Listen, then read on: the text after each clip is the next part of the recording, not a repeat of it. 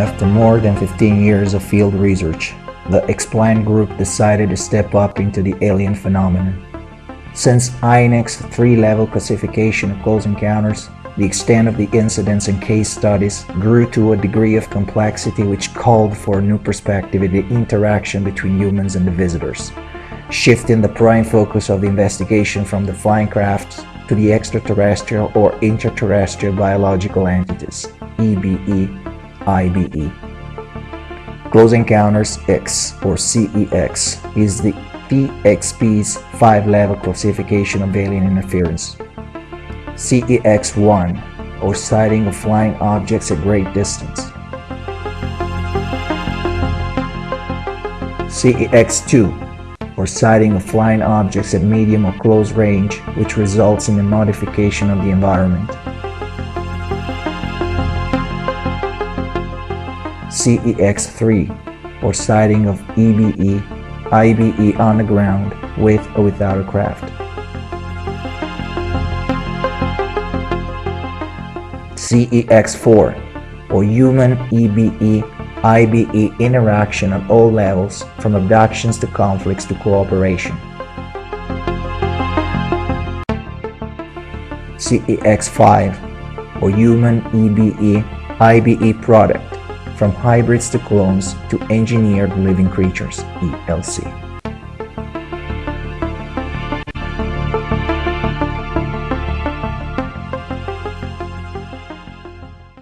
Hello, welcome back to Starseed episode 4. This is Diego from Italy. I'm here with Leah Capitelli from Australia. Hi, Leah. Hi, how are you? Okay, not bad, Still in the middle of the night, and I guess it's morning time over there. It is. I want to go back to sleep.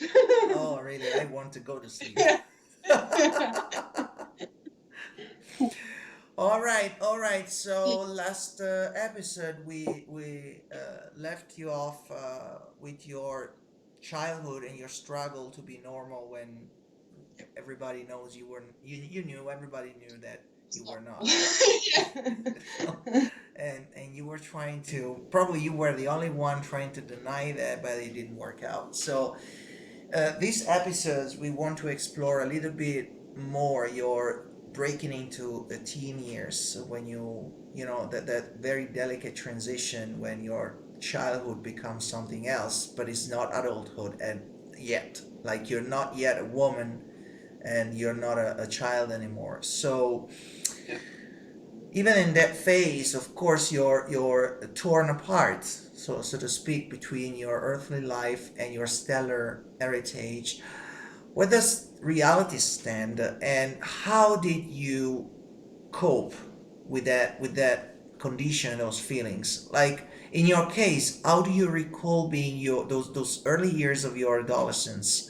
Did you hold memories of your experience with Antajisan, already few years back, and did you still think they were real, or you were trying to dismiss them as a child's imagination?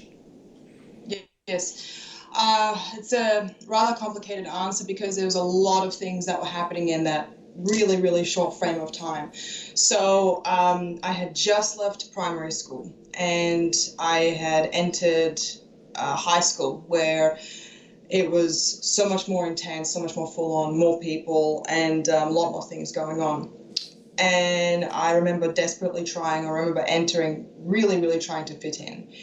I still had my memories of Antajisan and everything that happened before, but at that point, I had already begun being a bit more effective at peeling away from it. So I was really trying to embrace the world and the environment around me, so I can basically be considered like everybody else, so I wouldn't be a target of abuse. And I've heard horror stories at that point, high school, you can be easily a target of abuse. So I didn't want to be a part of that. I didn't want to be singled out. But at the same time, even though I was trying to embrace the collective, if you will, be assimilated by it, I really still couldn't. Like, there was just something there that just kept stopping. I couldn't, it's inside me that I really couldn't ever truly embrace, because no matter what people brought to me, no matter what new music, most popular thing that was happening at the time, and MySpace was happening at the time as well. So just to give you a time frame of when this was going on, and everyone was on it, and everyone was doing, everyone knew what everyone's business was. I didn't like it. Even though I tried so hard, I didn't like any of it. I rejected it, but I tried, put my happy face on, and I'm like, I'm gonna really try, but it didn't work. It failed every time. I had no way of really, at that point in time, understanding what that really meant. I didn't know why I didn't like it. I just know I didn't. And I mean, it didn't occur to me until a little bit while later why I didn't like it. And it had to do something, it was relating to my previous experiences with Antajisan. So I think it was a really good transition of my life from getting out of childhood, entering first stages of adulthood, and being bombarded with the I had the option, put it this way, I had two options before me. I could become part of the mainstream that was happening there. Didn't really matter what I liked, it was only what was acceptable to everybody, or I could separate from it. And I tried option one, but it didn't work. And I come to find out later on why it didn't work. So there you go. And that's also the second question that I would like to ask you: your relationship with your friends, with your peers, and in the high school, and inside and outside of school. Did you ever try to talk to them about the way you saw reality, like the way you were perceiving reality, and what events or what happened at some point to trying to make them understand that you were not a normal teenager? I mean, were you really trying your hardest to let them feel that you were different, or like you said, you were trying to just sort of deep ship into reality? Yeah, yeah. At the beginning, I didn't attempt to talk to them about my feelings, especially about my history. I didn't want to talk to them about that. But then something happened where I could no longer deny it. I was about 13, 14, where I had I had another contact experience. And this one was unlike anything I've ever had before. And I remember this being appearing, I was in the middle of a dream. And I remember this being just appearing before me in this sort of astral state. At the time, I had no idea what astral was or anything. I just knew, oh, dreams, that's it. And then you have physical reality, right? But this being came to me, and he introduced himself as Mesrith. And he started to talk to me a little bit about who he was, and that he was an ET, and how he was working with several groups of different ETs as well on Earth, and that they're making contact with humans. And he said that your history is not an imaginary friend, or it wasn't just something that you conjured up or anything like that. It was in fact a reality, and that was. And I remember thinking that was just so out of the blue, like because at that point I disconnected from that, and then he appears, only a few years later to tell me, no, dude, this was real. You were just in denial for so long because it was easier to cope with it. And so he offered me a couple of choices, right?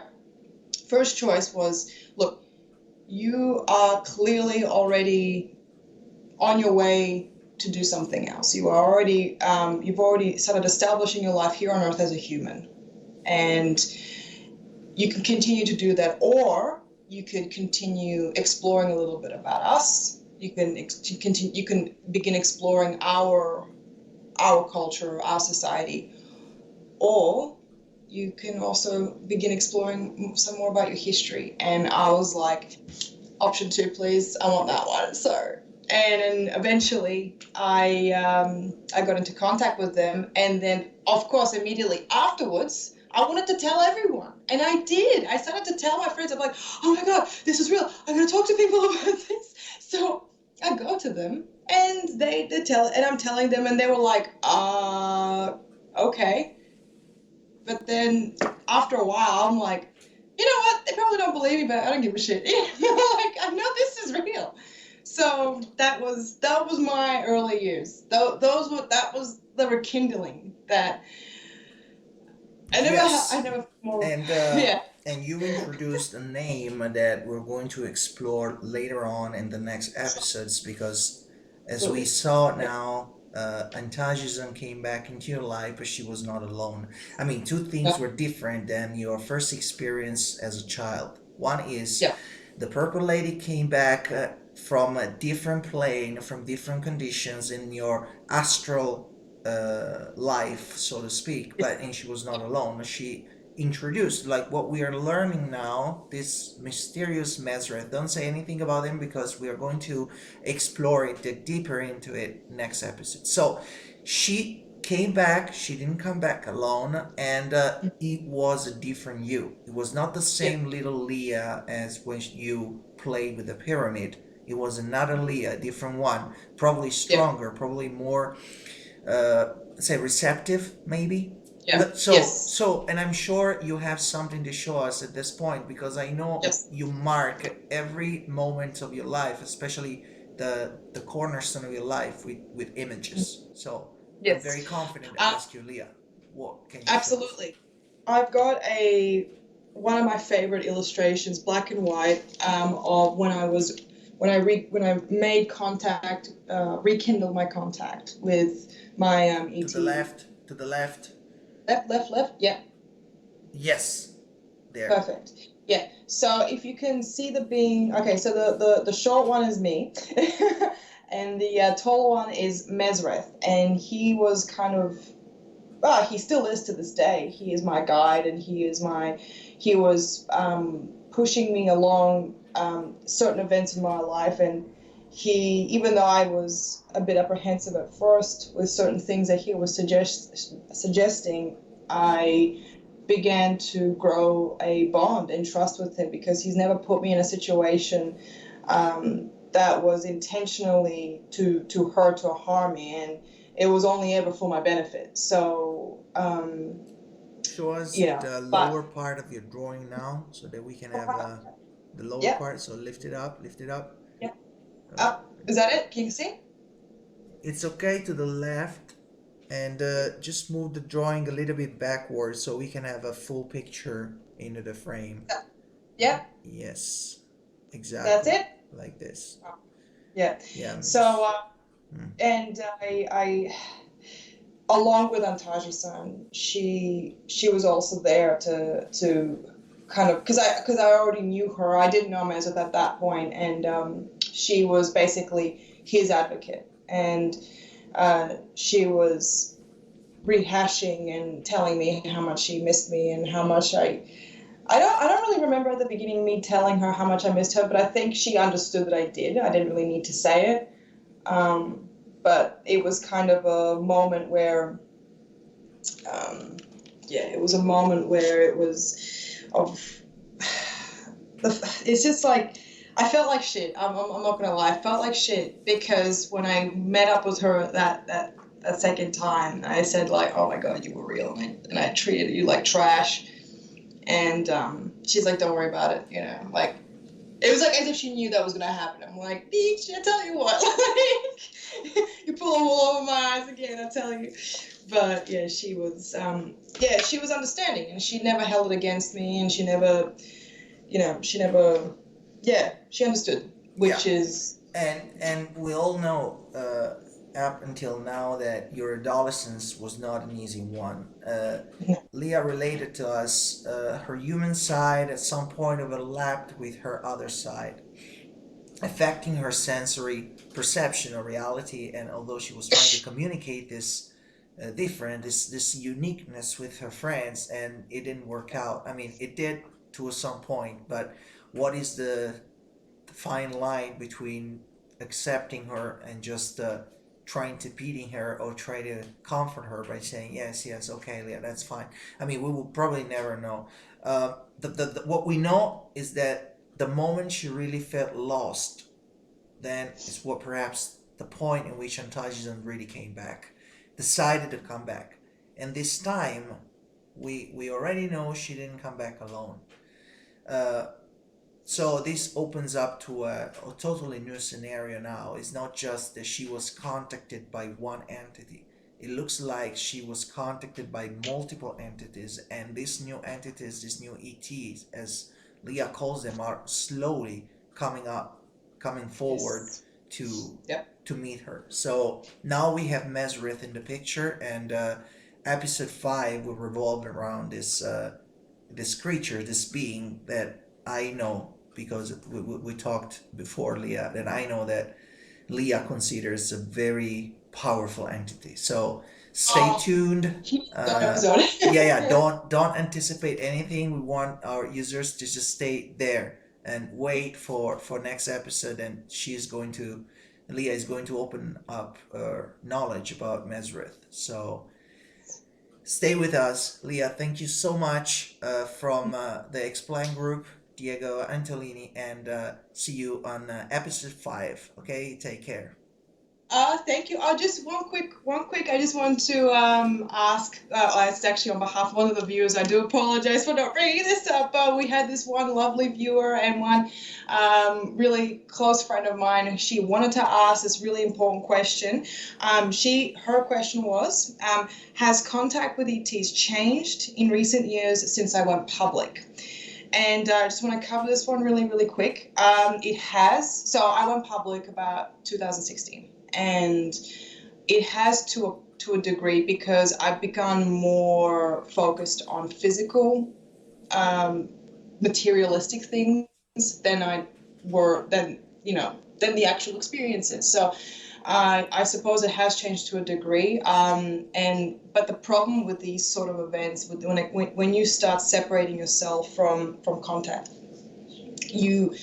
it's much harder to kind of reconnect with that stuff if you want to go back to, once you sort of lost that connection. So I've noticed as I'm getting older, it is getting a little bit harder for me to slip back into that state again.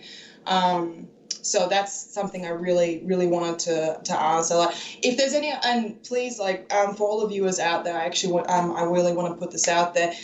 For other contactees and other starseeds and other star people, has this been happening with you guys as well? Like, do you find it when you get older, it's harder to make that contact? Because it seems like it's happening with me, and I just want to see if I'm not the only one, because shit, that would be scary. If I was the only one. Oh. Anyway, so yeah, that's something I really want to throw out really quick. But thank you now we can. Yeah, no worries. That's very important, because these episodes, this window, it's also useful for any message, anything you feel like you want to put it out there to other people like you, other people that have questions. So please come forward, ask Leah. We're going trying to collect questions, and Leah is going to answer as much as she can in the following episode. So yes, thank you so much, Leah, and keep this energy. We want always you energized, strong, and until next episode. Okay, you take good care of yourself. Thank you so much, guys. Thank you. Ciao. See ya. Ciao, ciao. How was that?